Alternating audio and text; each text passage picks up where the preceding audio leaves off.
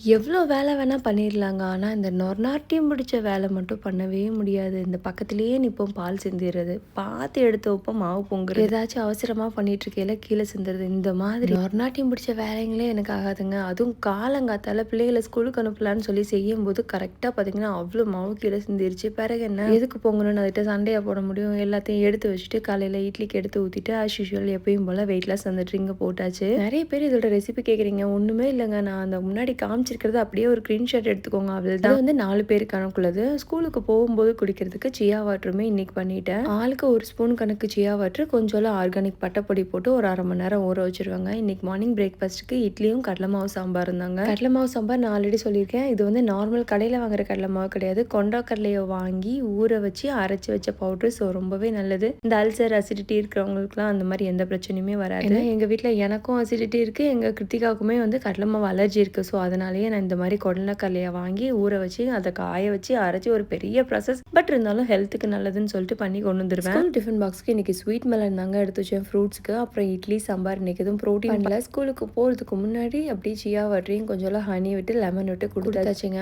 அதுக்கப்புறம் என்ன பாப்பா அவங்கள கொண்டு போய் டபக்குன்னு ஸ்கூலில் விட்டுட்டு அதுக்கப்புறம் எங்கள் வீட்டுக்காரர் வந்து கிளப்ப வேண்டியது. அவர் கொஞ்சம் லேட்டாக தான் போவார். அதனால் பாப்பா அவங்களாம் ஸ்கூலுக்கு போன பிறகு அவரை எழுப்பியே விடுவேன். சரி அவரை டக்குன்னு ஆம்பளை பிள்ளை கிளம்பி போயிடுவாருன்னு சொல்லிட்டு. ஸோ இந்த வீடியோ உங்கள் எல்லாருக்கும் பிடிச்சிருக்கும்னு நினைக்கிறேன். ஸோ மறக்காமல் நம்மளோட channel like and follow and subscribe. Thank you, bye.